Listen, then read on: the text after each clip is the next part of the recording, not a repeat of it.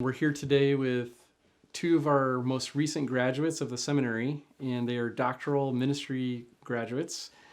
And I'm going to have you guys introduce yourself a little bit and just tell us a little bit about it. But this is the end of the school year, and this is our first academic year we've actually had doctoral candidates graduating. So we're really glad to have you here. We just want to kind of pick your brain a little bit about the program and find out what your experience was like and how your God is going to use the Doctor of Ministry program and the training you received here at Faith. So this is Mark Lounsborough. Why don't you go ahead and introduce yourself? Sure. I'm a graduate of Faith from 1983, and then I stayed for an extra year and actually was part of the first Master of Arts cohort back then, and graduated in 1983 from the college and the seminary together in the same year. Then went out to seminary at Northwest Baptist Seminary in Tacoma, Washington, where I did my MDiv work. And then my wife and I began deputation for Brazil and spent 19 years serving in Brazil before being invited to return to Faith to chair the missions department. Fantastic. And we have Charlie Eldred with us. Tell us a little bit about your background. Sure. I grew up in Pennsylvania, but then went to college in Greenville, South Carolina at Bob Jones University. Was there for undergrad and grad school and seminary, and then moved to California, where I've been there for the last 20-some years, and have been pastoring Fairway Park Baptist Church in the San Francisco Bay Area for the last 16 years. Yeah, fantastic. So both of you had done seminary education in the past. What led you to consider doing a Doctor of Ministry program to begin with? Like, what was the interest in that? Well, for me, I had been teaching really all of my ministry life. When we went to Brazil, I taught in a Bible school there.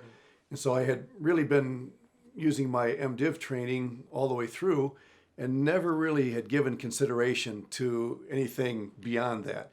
But you and your brother both talked to me about the possibility of studying here. And as I got to thinking about it, I had to realize that a man at my age could very easily start coasting in the classroom and just relying on past experience and that margin of experience, above the students to carry me through. And so really, there was a two-pronged motivation for me to do the program. One was I needed a good kick in the pants, if you will, to get me out of the mode that I was in, just teaching year after year, and to open my eyes to some new venues of study and research, and that in itself was very good for me. But the other motivation, I think, was also I felt like in my position at the college as a chair of the missions department, it would do a service to the college to work on a D.Min degree. Accreditation is a big deal. It's not everything, but it is an important part of what we do here. And so I felt like as a service to the college and seminary, this would also be something worth doing. Okay. How about you, Charlie? For me, like Mark said, there's an educational aspect that is there. And even in pastoral ministry, you're always learning. And I learned about the Doctor of Ministry program at about the same time my boys were finishing high school. And we homeschool, and so their education was coming to a close, and I heard that Faith was going to be offering a Doctor of Ministry program, and I realized that if I was going to further my education, that would be the best time to do it. I wasn't going to be getting any younger. The things that we discussed in seminary 20-some years ago, there's been a lot of development in those areas, and some areas that weren't being talked about back then are now being brought to the forefront. And I looked at it as an opportunity to sharpen what tools I had to be the best use of them for the future, and to gain any other tools that might be necessary for the rest of my ministry life. It all worked out that as they finished their education, I started back in on mine. Yeah. So it was a natural break for you to do that. So there's really multiple components to the Doctor of Ministry program. Part of it is classwork, and then you also have a project. So I'd like to kind of just pick your brain about both of those things. We'll start with you, Charlie. You have about 8 different classes in the Doctor of Ministry program. Let's just talk about that. What was that like jumping back into the classroom for you? And Jumping back into the classroom is different because As a pastor, your congregation will grade you each week, but you don't see the report card. In the doctoral program, you're getting graded each week and you do see the report card. And there's some very specific things that need to be done. The balance of time was a incredible factor. It required me to make really good, effective use of my time and start to make really good choices. Now, God did a wonderful thing and shut down most of the country for a few years so that Mark and I could work on our projects during COVID. And that was a wrinkle for sure. But in some regards, it allowed a little more freedom of motion to make that work. The classwork was intense, and necessarily so, but it was nothing that was so overwhelming that you didn't feel that you couldn't handle it. Mm-hmm. The cohort approach was a very good model. It's the first time I've been in a cohort model. And so learning not only from what I'm reading and developing, but hearing how others are interacting with the material was a component that I was not used to, but one that I really found great value in. Yeah, I was going to ask you about that now. Maybe even just, I want to come back and maybe circle around back to you, Mark. But I mean, the cohort approach is where you kind of go in with a group of guys, and that forms a cohort, and then you take those classes together, and you're kind of in the trenches together. I hope that you've developed some friendships and relationships in ministry that maybe you weren't there before. Maybe you could talk about that too. But sure. The cohort model, there were 8, I believe, in our cohort. Mm-hmm. And of the 8, myself and one other member had no prior connection to faith. And so it's not that, hey, I remember you from this class that we had, or I saw you, we played soccer together. We had no clue what was going on. We didn't know each other from Adam's house cat. But we developed that bond, and the first thing that I did was take their names and give them to our church congregation and said, these are the people that are going to school with me. And we just prayed for the men on an ongoing basis that the Lord would help us in whatever ministry we were involved in currently, in addition to the academic studies. And through that, it's formed some really interesting bonds. There are folks that are in academia like Mark. There are folks that are serving on the mission field. There are folks that are just serving in places that you and I have never heard of and probably never will unless something major happens. But very happy to do that, but using the tools that God has given them. Yeah. So Mark, you teach at Faith, mm-hmm. So you're kind of in the academic world already. But what was it like for you to kind of sit on the other side of the desk, so to speak, and jump back in the classroom? Yeah, it was an interesting dynamic for me to transition from being a teacher and always having students under me to becoming a student. And one of the big challenges for me, in fact, one of the things that gave me pause when I was first considering whether or not to do the program, and you and I talked about this, was the fact that now guys who had been colleagues of mine on the faculty at the institution would become my professors and my advisor, and I would become accountable to them. And I wasn't sure about myself. I wasn't sure how I would react to that. And the fact of the matter is, looking back, it was a very positive experience. I mean, you and your brother, Dr. Dan, and everybody else who was a part of this, became good friends. In fact, as we had lunch together, we talked about things. You guys were always available. So there was an interesting dynamic because even though, in a sense, there was a leader submission type of relationship, there was still that camaraderie as colleagues working together. It's kind of difficult to explain exactly what that's like. I've never had anything like that happen before in my life. It's a brand new experience. Mm-hmm. But looking back, I'm just really thankful for having gone through that. I think it taught me some lessons, and it gave me a renewed appreciation for the collegiality that we do enjoy here on the campus.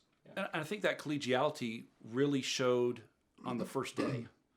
The first day we're here on campus. Now, some have been here before. Again, I'm the wide-eyed, never been here before.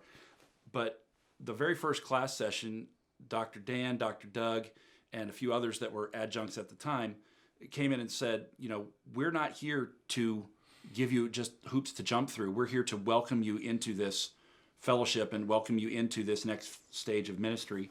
And it wasn't just a speech you gave, it was something you lived out. And yes, you were the teacher, and yes, there was accountability, but you were also the cheerleader on the sideline. You were also the colleague to come along and say, yeah, here's how to go through doing that. And it was it was a very beneficial process. I'd not had that experience before, but I'd never been a doctoral student before. So Yeah. I think the other interesting dimension to, I want to talk to you about your projects, but I think the other interesting dimension to the D.Min is that in order to be in the D.Min program, you have to be in ministry already, and you have to be basically doing full-time ministry as your lifestyle. So it's, I think the D.Min program is designed to be, we call it a professional degree, but it's really designed to be a ministry enhancement degree. Does that make sense? yes. Do you think that, how did the D.Min program help you enhance what you're doing already? Does that make sense? How did it complement what God has called you to do? Well, our congregation has gotten well versed in whatever it is I'm studying, because the thing that you're involved in is what you use for your reference materials. It's what your life is. It's how you process things. And so, as we were going through things and having discussions in class, sometimes they would spill out into a sermon illustration. Hey, here's something that I've been learning, or here's something to think about. Here's some things. There were some practical tips along the way that really changed how I was using my time and using my resources, that really enhanced that, so that I'm being a better steward of the time and resources that I have, especially in sermon preparation. As a pastor, you're preaching every week, but when you have to take a preaching class, it forces you to think why it is you're doing what you're doing, how it is you're doing what you're doing, and what can you learn better. So it's spilled over into that, and it's raised my own awareness, and by that, it's helped the congregation raise their awareness of certain discussions and topics and just a whole mindset. Yeah, that's good. I think for me, when I came to faith, I was hired to chair a department that has an academic side and a co-curricular side. And immediately, of course, because of all the classes that have to be prepared for my first semester in '08, my attention is chiefly on those things. How am I going to make sure I have class notes? How am I going to make sure the academic portion of my responsibility is ready to go? And so as a result, it was easy to allow the co-curricular part to slide or to suffer. Because help us understand, what does co-curricular mean? Co-curricular are the elements of my responsibility that don't receive a grade. You don't get credit for those. But students are invited to participate in activities that correspond to and enhance their academic studies. So in my case, there were 3 of those: the annual missions conference, what we used to call Student Missions Fellowship, which is now Global Reach Connect, and then the missions trips that students take each year. All of those already existed, but they needed shoring up, and they needed to be coordinated. They needed to dovetail and become one. And so that was the area that I really felt was lacking, and the course for me, and the project especially, really helped to bring that up to speed. Yeah. So you just mentioned this, that you did a project. So when you do a D.Min project, D.Min program, you have the academic class rigor and going through your classes, and then you get to the end of this thing and you have this project, right? It involves writing, it involves practical application in your ministry. And so Mark, you worked on Global Reach Project. Charlie, what was your project about? My project was working with missionaries. It's interesting how we both have a mission connection there. But mine was working with missionaries and actually encouraging local churches in the way that they support missionaries. Most of the time, if you mention how many churches does your church support, or how many missionaries does your church support, they'll tell you how many families, or however they break it down, how many they're sending a monthly check to. But there's more to supporting a missionary than just sending them a monthly check. It's making sure that their kids are getting the right education, making sure that they themselves are growing spiritually, making sure that they have the supplies that they need. Now, Amazon goes a lot of places, but it may not actually get into the Amazon. So how do your missionaries there get their supplies? How do we minister to a missionary family in Uganda who's dealing with horrific COVID lockdowns and horrific disease that is plaguing them currently? How do we deal with folks in restricted access nations who are just trying to survive doing their job that allows them to be there, but still trying to... There's a lot that goes into supporting a missionary. And if local churches are going to be sending missionaries, they need to have a support system for them. so my project was based off of a conversation that Jesus had with Peter in John 21, where he asked Peter, "Do you love me?" And everybody focuses on the words that Jesus uses for love. But in those answers, as Peter says, "Yes, I love you," Jesus says, "Feed my sheep, tend my sheep, and feed my lambs." Now, the words for feed, for the first and third answer are the same word, but that word in the middle, tend, is a different word, and it talks about knowing the sheep so intimately that you know what they like to eat, when they like to eat it. If they're not where you think they're supposed to be, where are they going to be? Sheep are like that. They follow patterns. People are like that too. And so if we're going to tend sheep, we need to know them. Now, years ago, I like trains. The car behind the engine was called the tender car. It carried the fuel to put in the engine to get it to where it needs to go. If you're in the Navy, you have a big naval vessel, and you can't pull an aircraft carrier into every port. So they have a vessel that goes into port to get the supplies, the medicine, the mail, ferry sailors on and off the ship. And that's called the tender ship. It gets them their supplies. If you're a diver, you have a person who sits above on the water surface while you go diving, and they're watching out for dangers. That's called the dive tender. And so when Jesus says, "Tend my sheep," there's an aspect of that. We have to give our missionaries the fuel that they need to keep going. We have to make sure that they have the supplies that they need to minister effectively. And we need to be watching out for the dangers so that we can alert the person who's doing the work of the danger. We need to try to avoid it, wave them off if we can. And so there's a lot that's involved rather than just, oh, well, we send a support check. Many churches partner with their missionaries. And oftentimes when a problem arises, the church will feel that the mission agency is going to do something. That's why they're there. Well, the mission agency says, no, that we're just here to help facilitate things. We're not here to do those works. So there's a gap that is, one thinks the other's doing it, the other says, no, we're pretty sure you're doing it, and nothing's getting done, and the missionary still needs help. So how can we tend those sheep to identify those gaps in the support system so that the missionary can do the work? Years ago, the pioneer of missions, William Carey, said, "I'll descend into the pit if you'll hold the rope."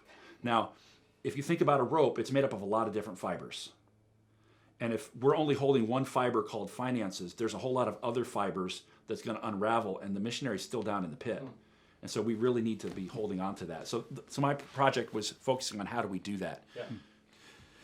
Doug, one thing that I think is worth mentioning here is that when some people think of a D.Min, they may think of something that's just practical but not very theologically deep. And one of the things I really appreciated about this program was the balance between the theological and biblical and the practical. Chapter 2 for all of us was the theological component, and it actually became my favorite chapter. I learned a ton digging through theological concepts as they relate to missions and asking the questions, how does this apply to what I'm doing, or how does our practice at Global Reach, the co-curricular portion, relate to what the scriptures teach about this? So if anybody would say to me, the D.Min is just a practical thing, it's just something you're doing in ministry, I would be the first to respond and say, no, there's a whole lot more to that. There is a theological component that must undergird what you're doing. So if anybody asks, why are you doing what you're doing, you can come back and show them this is the biblical foundation for my ministry. And there should be a theological component to what we're doing. Yeah. So if we look at even just the D.Min goals that we have for the program, one of them is kind of academic, which I think kind of scratches that biblical theological and dimension. And so all of the classes are supposed to have a biblical theological component to them in academic and push you guys academically. One of them is ministry skills development, and I think you guys have both been talking about that it helped enhance your ministry. So it helped to do something, maybe a project or something that where you're already involved with, but it actually gave you the opportunity to develop that and actually enhance what you're doing in your ministry currently. But here's the third component. It's spiritual development. How did the D.Min program, did you think, as you reflect back upon it, did it help you to grow spiritually? Did it push you in that direction? Absolutely. The tendency for a professor, for a pastor, is to look out at what's in front of you and say, well, if push came to shove, I can hold my own in any given situation. And the Bible has a really unique term for that called pride. Yeah, and so the Bible deals with pride pretty carefully, and it forces you to be humble enough to admit, I don't have the answers. I don't know the answer. I'm not sure I'm not sure I even understand the question. And it has developed in me a humility to be willing to admit when you don't know the answer, to say, let me find out and get back to you, and then actually do the work to find an answer that is going to be biblically based, that's going to be theologically sound, that's going to be practically duplicatable. I think I just made up a word, repeatable, and to be able to bring that out. And at the same time, it's modeling a humility that says, no, we're learning in this together. Earlier, you asked about how it affects our church. I think it's really beneficial for a church and even a classroom to see their leader as a student, that they're not always up there as, well, they've always got the answer. To sit in a class and say, I'm here to learn, is a tremendous step in growth. And the Lord really used that during the time for the D.Min program in my life. Yeah, I've been teaching since 1991. I started in Brazil. And so similar to what you said, for me to come to a place where I realize there's a whole lot more for me to learn, and to realize that by taking these courses, I'm going to make myself vulnerable, because those who read my papers and look what I've done, are going to be able to come back to me and say, no, you're weak here, you're lacking here. And for somebody who's been teaching for that long, you have to swallow your pride, as you mentioned, and be willing to say, I still have a lot to learn. You and I sat down in this very room and talked about some of the ins and outs of biblical theology and how it relates to mission. And you showed me some weaknesses in the structure I was developing and how I could improve that. And looking back now, I greatly appreciate that. It was a big help to me, and it did require a dose of humility. And for what it's worth, I'll also say I thank God for people like my wife, who really encouraged me and pushed me. And there's a perspective when you have a spouse that can help you that you get nowhere else. And I realize that not everybody who takes the D.Min is going to be married, but probably a lot of them would be. And wow, that actually enhanced our relationship as a couple. They make sure that even though your head may be in the clouds, your feet stay on the ground. Yeah. Plus, you're going through the program with them. I mean, I know they're not in the class or not doing things, on campus, but they're along for the ride. And so is your church. So is your ministry. Your church and ministry benefit from that, but they also are participating in it. They're kind of feeling the pain sometimes. Okay, so both of you tomorrow are graduating with your Doctor of Ministry. Congratulations. Thank you. I'm excited for you guys. What's next? What does this accomplish for you? What is this, how do you think God could use this training that you've received for your ministry, for His glory, for the church? What do you think? What did the D.Min program accomplish for you? The wonderful thing that I've learned is that God writes the best stories, and if I give Him the pen, He writes really wonderful scripts that I get to live out. I think that I have done my best to be as prepared and ready for whatever He writes in the next chapter. There are, in the area where I live, there are plenty of people that you'll meet every day. Having the title doctor will open doors that they won't listen to Pastor Charlie that shows up. But if I call and say, hey, this is Doctor, now, what does that mean? Well, unless you know what it means, you don't know what that means. But that gives you the opportunity to interact with a different level of people than you would otherwise. And so those are opportunities that now can be used to redeem the time, the opportunity, the resources that are there. I'm looking forward to what God's going to write in the next page. I'm not going to demand more screen time. I'm not going to demand a script approval. He's got the pen, and He writes really good stories. Amen. I can think of two things that'll be beneficial. The co-curricular advantages now will really be seen. We did a lot of research. We did a lot of digging. We asked a lot of questions about how we're doing things in our co-curricular missions, emphasis here on campus. And so now we have a toolbox and some ideas that we can carry forward. And of course, the key for us is going to be to keep that moving, because it would be easy now that the project's done just to kind of let things die because we have the degree, we're done. But we want to move forward. We want to use the things that we've learned about our co-curricular program to keep on making that better. But then the second area I would say is the theological area that I mentioned earlier.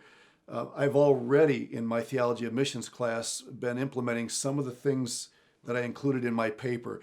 So that adds depth to the theology of missions. One of the things I never want to do here at Faith is teach missions courses without constantly reminding my students where to plug this in scripturally. How does the Bible impact and comment on what we're doing here? Yeah. Do we have a biblical, motivation for doing what we're doing?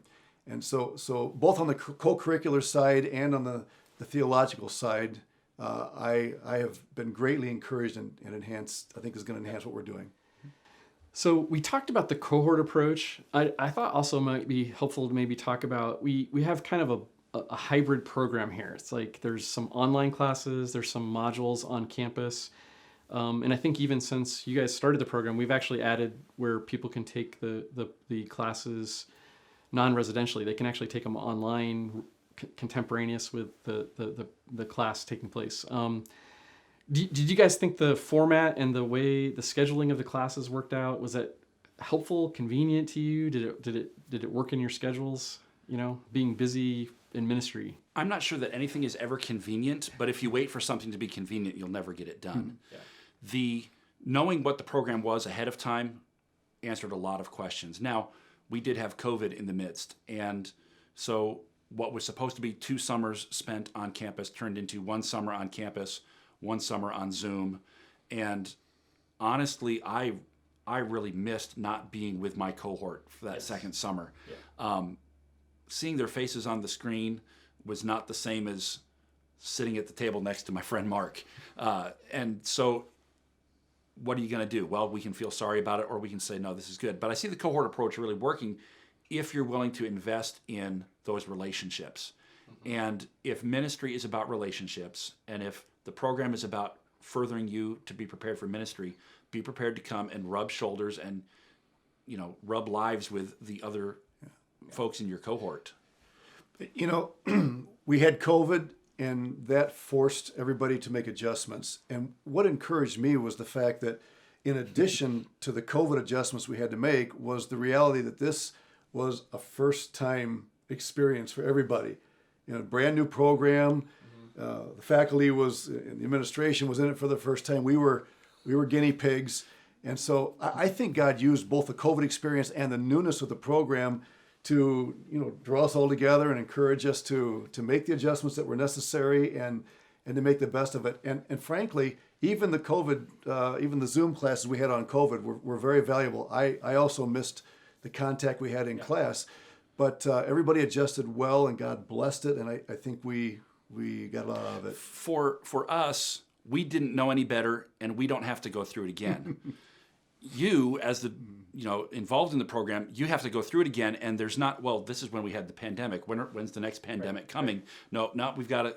You're the one that has to duplicate what's there. I think what's really exciting is that we do have the residential aspect of it, so people can come and actually rub shoulders with people. But there's also a component where we have some people who literally can't get here. Maybe they live in a different country, continent, and they live in a different continent. And it's, even with visa situations, they can actually, international students can actually be a part of it and actually get their education done. So I think it's exciting that it can actually be a worldwide, our Faith's motto is with the word to the world, and we actually can train people around the world. You obviously were thinking about potentially going into a D.Min program. What were maybe some of the things that you were concerned about as you approached D.Min education and in pursuing further education? And then what led maybe to you to alleviate some of those concerns as you maybe began the application process or maybe even started classes? How did you walk through some of those early steps to make the decisions to come into a program like this? I can think of something that I didn't share earlier related to this, and that is the D.Min program project has to be testable. And so when you're looking for a project, you have to keep in mind that this has to be something that I can test, and I have to have a mechanism with which to do the testing. And I was told by more than one person that there are lots of people that never finish the D.Min program because they fail to come up with that project. And so there's a certain level of anxiety in thinking, okay, what if I do all the classes and they keep telling us along the way, now be thinking about your project, and what if I don't come up with a project?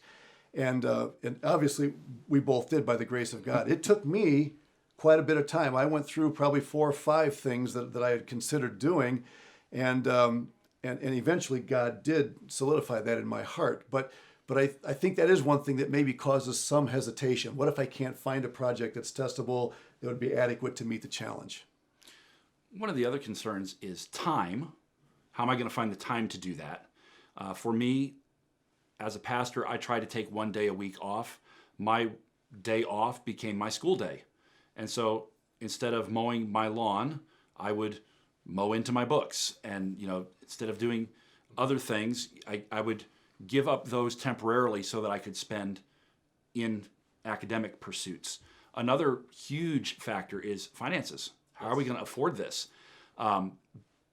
We have an advantage that others don't. As the first class, Faith was, because we were the test subjects, I think guinea pigs is our class mascot, we were offered a reduction in the tuition. Mm-hmm. And I was still looking at the program thinking that's an awful lot of expense. But then I broke it down into the months, and I gave myself a very rigid schedule, and we're keeping to it, finishing as early as possible. What would that be a month? And I looked at it and I said to myself, that's what I'm making in a car payment. And before I could say anything to my wife or bring it up, we were having lunch one day and she says, we're just a couple months from paying off the car. What are we going to do with those funds once we're not paying on your car? I said, I think I have an idea what we can use those. Right. God knew ahead of time. And it was really interesting to see those things. And then there's a time aspect. How quickly you want to do good work, but you don't want to draw it out forever. Mm-hmm. The longer you take to do something, it doesn't get better. The person who says I work best under pressure only works under pressure. And so you've got to be done. You've got to be done on time, and you've got to make good use of that. And that means, again, giving up certain things. But that allowed other individuals in our church to step into some roles that they normally wouldn't have, so that I could have time to do what needed to be done. And so it was helping me get my schoolwork done. It was helping them grow spiritually. It was helping our church grow as a congregation. It was being paid off. God writes the best stories. And so if we're letting him write the story, he's got figured out which character is going to step up in this chapter. So we are, I really appreciate you guys' answers. And we are really trying our hardest to keep things as affordable as we possibly can. Even for, cohorts going forward, we're trying to be very, very conscious of finances. Another thing that is unique about Faith's D.Min program is that 2 of your courses are actually designed to help you, assist you to actually get work done on your projects. Yes. And I think that's unique. Most programs, you just kind of finish your coursework and you're kind of on your own. But we're trying to help our students take steps to finish and get some work done on that. I think you have a good balance there, because I remember the leadership telling us from the beginning, we're not going to be holding your hand and checking on you every day. You are responsible to be mature enough to get this done, right, which can instill a little bit of fear. What if I'm not as disciplined as I always thought I was? But on the other hand, even during those early stages in the project, we were encouraged to log our hours. In fact, we were expected to turn in those. So, there was some accountability exacted at the same time. And I felt like you did a really good job of balancing the expectation that we're going to take the bull by the horns, but at the same time, giving us some parameters and saying we want to know how you're doing. And, Right. So that was good. It's our desire. We want to see people graduate. We want to see people use their degree for God's glory, wherever God calls them. But we want to see people finish. And if a person is considering the D.Min program, they probably have a passion for a certain aspect of ministry. And their project is going to be along those lines. God would not use something that you're not passionate about for you to invest 3 years and a whole lot of sweat and academic pursuit for something that you're not passionate about. But if the person is thinking of that program and has a passion for a certain aspect of ministry, I would encourage them to try to identify a potential project or a potential ministry experiment as early as possible, so that when you have to write a paper on the topic of your choice, you're writing part of chapter 1. You're writing part of something that you can use later on and tie into your project. It ties in, it feeds that passion, it keeps you focused on what you're doing and why you're doing it. Yeah. When we have candidates or applicants that come through, and they ask about this project, and what I like to do is just spend time with them, maybe over lunch or something like that, and just let them talk about their ministry and let them talk about what they're passionate about. And often right there at lunch, I say, you know what, I hear 2 or 3 projects that you could do that would be something that would be right in your wheelhouse of your own ministry and something that you're passionate about, something that God could use, and it would benefit you. It would actually see something that would actually help you enhance your ministry. So it's really interesting. When I started the program, I thought, I'm going to do a project on, and I had a topic picked out. And then about 3 months into the program, that ministry opportunity changed drastically and was no longer available in my ministry. Mm-hmm. And I had to, I've got to see what else is going on. And the Lord directed me to where the project was.